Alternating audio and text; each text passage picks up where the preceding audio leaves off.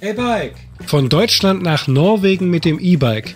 Ja, das wäre eine Story, allerdings hier nur transportiert in meinem Kastenwagen-Camper, zu dem es auch noch einige Videos geben wird.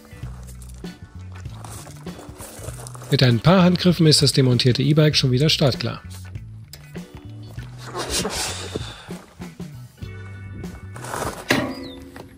Viele von meinen Abonnenten und Stammzuschauern fragen sich vermutlich, warum zeigt er uns schon wieder ein Fahrrad, ein E-Bike? Der hat doch erst im Winter eins gezeigt. Ja, das war ein richtig fettes Teil, hat mächtig Spaß gemacht. 10 cm dicke Reifen, 26 Zoll, kann man über Stock und Stein mitfahren, Trepp auf, Trepp ab im wahrsten Sinne des Wortes. 36,5 Kilo, ein schweres, fettes Teil. Ich wollte ein E-Bike haben, das ich eben in meinem Camper oder mit meinem Camper als Shuttle-Fahrzeug haben kann, wo ich halt dann, wenn ich schön irgendwo stehe, mit einem Fahrrad einkaufen fahren kann oder die Gegend erkunden kann. Dafür sollte das Fahrrad sein. Und dafür war das Fatbike leider ein bisschen zu fett. Ich hätte es vielleicht hinten an einen Hänger machen können oder an einen Träger. Allerdings, damit hast du den Vorteil dieses Campers, der nur 5,40 Meter hat, verloren. Denn dann mit einem Fahrradträger hinten dran hast du schon wieder Probleme beim Einparken. Ja, lange Rede, kurzer Sinn.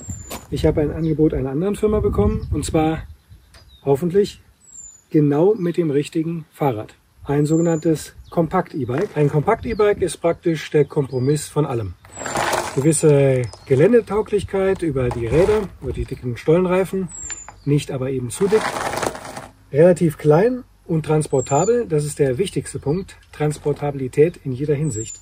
Nicht nur, dass ich es transportieren kann, was man bei diesem E-Bike wirklich wunderbar kann.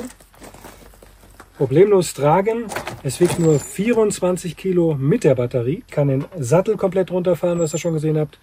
Und das Rad vorne rausnehmen. Dadurch kann man es auch stabil im Camper transportieren. Und das ist mir erstmal die wichtigste Sache gewesen. Ja, zur Transportabilität bzw. zu den Transportmöglichkeiten zählt natürlich auch der Gepäckträger. Der ist aus massivem Stahl oder Eisen, aus massiven Rohren. Man sieht es, man kann sie nicht zerquetschen, also ist nicht so ein klappriges Drahtgestell, was man eben sonst hat. Der ist angeblich für Gewichte bis 45 Kilo gedacht. Da kann man eine Menge dicker Fische oder eine Philippinen oder was auch immer drauf abschleppen. Aber nicht nur das, was ich eben noch nicht gezeigt habe, ist der Frontträger. Soweit ich mich erinnere, auch für diese Gewichtsklasse geeignet. Allerdings weiß ich nicht, ob man vorne dran unbedingt 45 Kilo transportieren will. Jedenfalls kann man den hier montieren und eine dicke Kiste Obst oder was auch immer damit abtransportieren. Genau das ist nämlich der Vorteil dieses Rads, dass es eben selbst gut transportierbar ist und eben jede Menge transportieren kann. Aber drehen wir am besten noch erstmal eine Runde und gucken uns das an, wie das so fährt.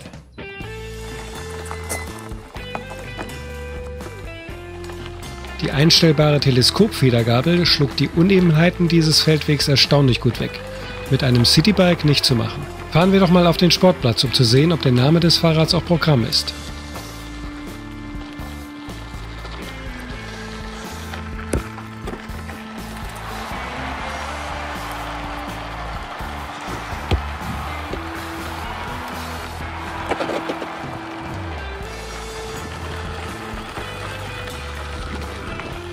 Das ist absolut tauglich für raueres Gelände, für diesen groben Schotter, für leichten Sand, für unebene Oberflächen, für den Sportplatz.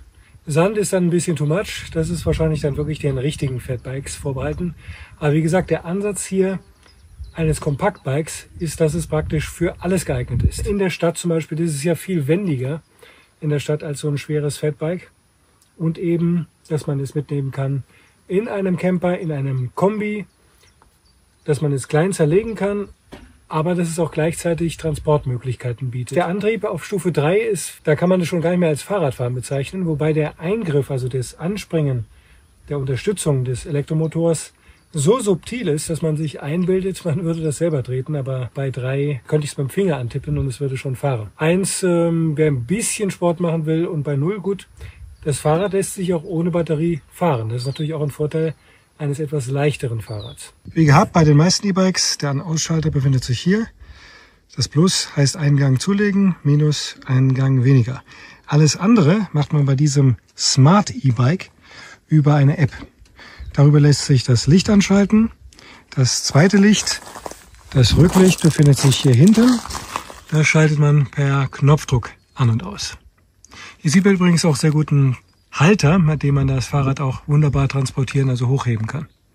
Der Reifen ist ein 20 x 2,4 Zoll, also 2,4 ist in dem Fall die Breite. Das sind 6 cm ungefähr. 8-Gang-Schaltung, das hat man bei Kompaktfahrrädern auch nicht häufig. Das heißt, man hat auch wirklich selbst ohne Elektrounterstützung die Möglichkeit, das Fahrrad zu bewegen. Ach ja, der Reifen wird mit 2,5 bis 4,5 Bar Druck aufgeladen. Das ist auch etwas ungewöhnlich, jedenfalls im Vergleich zu dem Fatbike, was ich vorher hatte. Da durfte man maximal 1,5 reinfüllen. Vorne haben wir eine Teleskopgabel. Die Batterie lässt sich auch von außen laden, also hier über den Anschluss. Und angeblich lässt es sich auch laden direkt über den Tacho. Befindet sich ein USB-C-Stecker, mit dem man es auch rein theoretisch über USB-C laden kann. Ich habe das mal ausprobiert, es lädt auf jeden Fall, allerdings ist die Ladegeschwindigkeit dann wirklich so langsam, dass man da wahrscheinlich 24 Stunden lädt, bevor das E-Bike voll ist. Abzuschließen ist die Batterie auch. Unboxing-Video habe ich ja auch dazu. Guckt euch das nochmal an, wie man es montiert. Das Paket kommt aufgrund seines niedrigen Gesamtgewichts mit der Post oder einem anderen Versandservice. Verpackung wie gekennzeichnet aufstellen und auseinandernehmen. Erstmal den ganzen Verpackungsmüll entsorgen und am nächsten Tag geht es weiter mit der Montage. Auf eine Zusammenbauanleitung in physischer Form verzichtet man hier vollständig. Alle Infos gibt es online. Werkzeuge zur Montage werden aber mitgeliefert. Der Zusammenbau ist ähnlich wie bei dem E-Bike, das ich vor ein paar Monaten vorstellte. Wer es schon mal gemacht hat, der weiß, wie es geht, ist selbsterklärend. Der Vorbau des Lenkers ist im Winkel und somit auch in der Höhe verstellbar. Die Schutzbleche sind aus Stahl, zwar stabiler als Kunststoff, dafür aber schwerer. Bei der Montage der Lampe entscheide ich mich für eine eigene Positionierung. Nach unten versetzt ist sie viel besser geschützt und es bleibt noch Platz für andere Accessoires. Beim Herausziehen der Sattelstange stelle ich fest, dass ich doch etwas groß bin für das E-Bike. Bis 1,80 ist es empfohlen, ich bin 1,85. Das Haybike nennt sich EC Compact Sport. Dass es sportlich ist und kompakt ist, haben wir schon gesehen. Aber es ist mehr als das, es ist eigentlich auch ein Lastenfahrrad. In dem Zubehörkarton befindet sich das Netzteil und jede Menge Werkzeug, das ich schon beschrieb. Und damit montieren wir jetzt den vorderen Gepäckträger. Genau wie der hintere Träger ist auch dieser aus dicken Stahlrohren gefertigt. Diese Körbe hier, diese Kunststoffkörbe, die habe ich sogar aus Gran Canaria noch mitgebracht. Die würden sich doch wirklich super eignen, um sie vielleicht mit einem oder 2 Kabelbindern auf dem Gestell zu montieren. Gesagt, getan, auf zur ersten Einkaufsfahrt.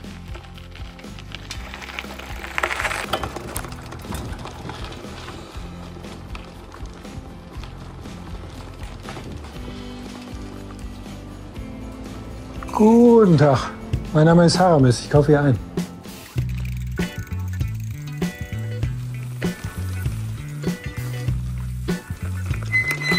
Die Hydraulikbremsen mit den großen Scheiben bringen das Fahrrad in jeder Situation dosiert zum Stehen.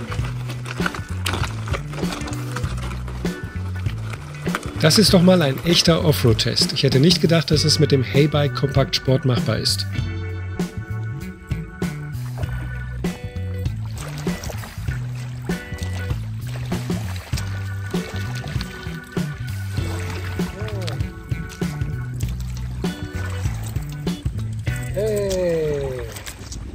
Hey Bike! Mission vollumfänglich bestanden, würde ich sagen.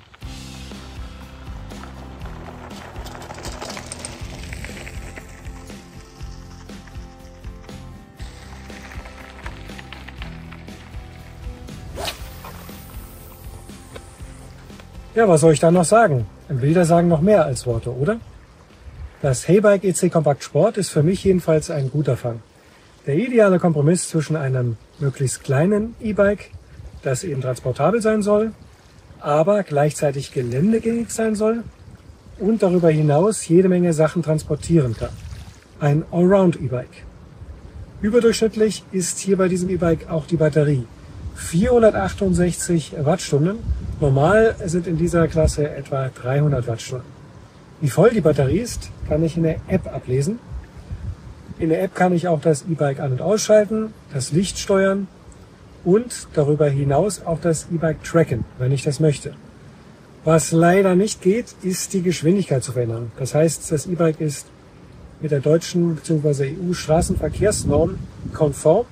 Das heißt nur 25 km/h. Mehr willst du aber wahrscheinlich mit 20 Zoll Reifen auch gar nicht fahren. Die Kilometerleistung soll hier 110 Kilometer sein. Sagen wir mal, es sind realistisch 90 Kilometer. Die würde ich aber sowieso nicht damit fahren wollen, sondern ich würde die Batterieleistung dazu nutzen, es eben seltener zu laden. Wenn ich beim Campen bin, kann ich vielleicht nicht jedes Mal laden und so habe ich eben mehr Sessions, wo ich das Fahrrad fahren kann. Für mich, wie gesagt, der ideale Kompromiss. Vielleicht kennt ihr noch andere Alternativen, schreibt es gerne in die Kommentare. Ansonsten findet ihr in der Infobox unter dem Video die Links, wo ihr dieses E-Bike kaufen könnt oder euch erstmal Informationen dazu holen könnt. Bis zum nächsten Video.